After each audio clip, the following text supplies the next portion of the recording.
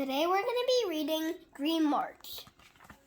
Everybody has dreams. Some we share with family and friends. Some we hold in our hearts. On August 28, 1963, one man's dream was heard across the nation. When Reverend Dr. Martin Luther King Jr. was a boy growing up in Georgia, he could have imagined a day like this. People traveled from all over the country to Washington, D.C. They rode buses, they rode trains, they rode airplanes, they rode in cars. Some walked over 200 miles from Brooklyn, New York.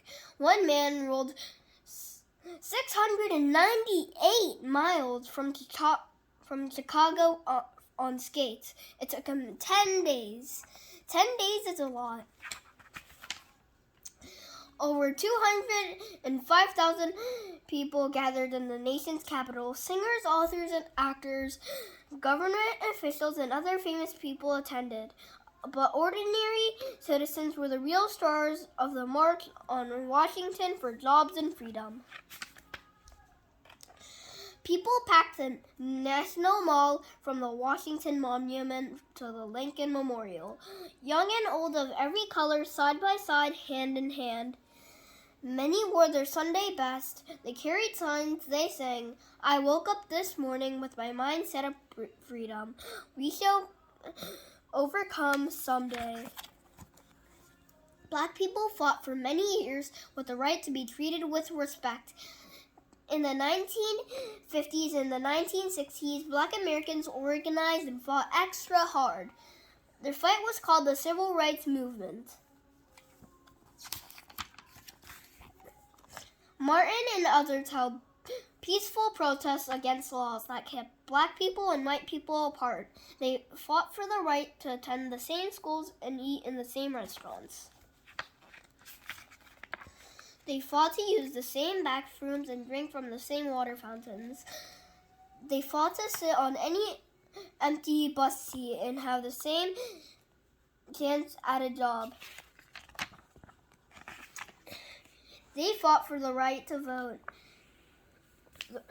The protesters won some battles, and new laws made things better, but Black people were still treated unfairly. In 1963, activists A. Philip Randolph and Bayard Rustin and other civil rights leaders decided to take the fight to the nation's power of Washington, D.C. The march organizers wanted to show President John F. Kennedy, Congress, and all Americans how many people believed in this cause. The Declaration of Independence says all men are created equal. The marchers wanted Congress to make sure everyone was treated that way. United, they walked together. Some were silent, determined, intent, yet hopeful. Most chanted and sang, beaming, joyful, their hearts light.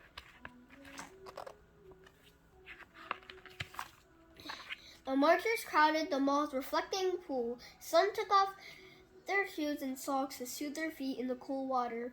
Others climbed trees for a better view. Lucky children perched on high